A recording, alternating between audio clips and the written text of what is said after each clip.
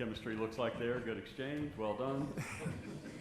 Morning. Questions for Miller. Please identify yourselves and the agency you are with. So, Miller, why don't we start left side, and we'll go third row.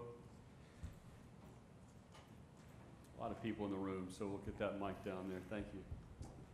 Chris Powell, Couch Coach Live. Miller, talk about just the transition from the West Coast now going to the East Coast. Just what is this, outside of football, what has been like the biggest transition? Yeah, definitely. Good question. I think, obviously being from California, being from LA, I'd lived there my entire life. So I think, there comes a time when it's time to experience something else, and I've been very grateful to have the opportunity to do that. I don't think Louisville gets enough credit as a national city. It wasn't like I moved somewhere and there wasn't anything there. It's got great food, the Derby, and then obviously the city and the team and the program, welcome me with open arms. So I've been super grateful to have the experience that I've had so far, and looking forward to a great year. Miller, right side, fifth row, gentleman in the white shirt. Brandon Pockris with the league winners. When it comes to this offensive scheme, how has your adjustment been with it, whether it be over the spring or over the summer? And as you're now heading in the fall camp, what are you most excited about, whether it's playing in it or what you're going to be able to do within it to attack opposing defenses? Yeah, I think the biggest adjustment for me is just the pure volume that Coach Brom carries within the offense. I think it speaks to his depth as a coordinator and his ability to tailor the offense around a bunch of different skill sets.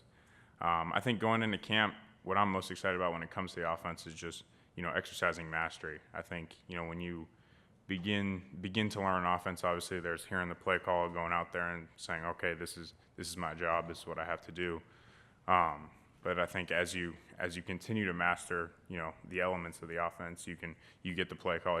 This is what we want versus this play. If we don't get this is what we're checking to. So I think you can kind of ascend the levels of mastery within a system, and I'm looking forward to continuing to do that. Left side, Miller, second row. Miller, Steve Reed from the AP. When it came right down to it, why did you transfer? What was your personal reasons? What stood out about Louisville? Why did you want to? Yeah, I think there were very specific things that I was looking for, in a school and in an opportunity. And I think, Coach Brom and, the University of Louisville, which obviously includes the program, offered a ton of that. I think the opportunity to win and compete at a high level was certainly a part of that, and I think we absolutely have that opportunity this year. I think the ability to develop within a pro-style offense, like Chris touched on previously, was important to me. And I think just being around good and decent human beings, I think that can kind of get lost on us a lot in terms of the era of NIL and transferring and all that kind of stuff. But in sitting with Coach Brom and meeting Chris and calling on my visit, I really wanted to be surrounded by good and decent human beings that cared about the right things and that cared about one another. And I think I've absolutely found that within the program. Miller, right side, third row. Kenton Gibbs with Locked On ACC. Miller, we talk about Brian Brom as a quarterback whisperer and all that, but I would take it a step further and say he's a quarterback whisperer supreme, and that most first-year transfer quarterbacks have their struggles, have their problems.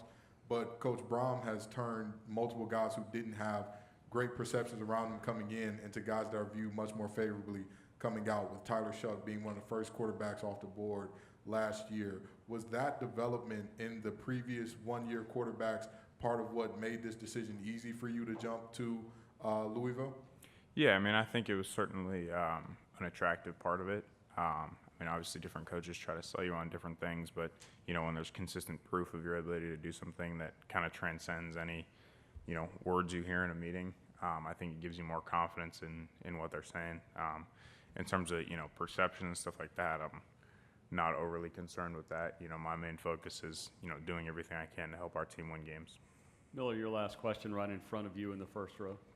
Dan Tortora, wakeupcalldt.com. I believe if my memory serves me correctly, 2023 Holiday Bowl, you had 6 touchdowns against Louisville for a record in that bowl game. What's it going to be like being on the other side of it and helping the Cardinals? Yeah, it is just kind of a random coincidence or a full circle moment or whatever you want to call it. That was obviously, my first time, playing significant snaps in college football, and was a great experience.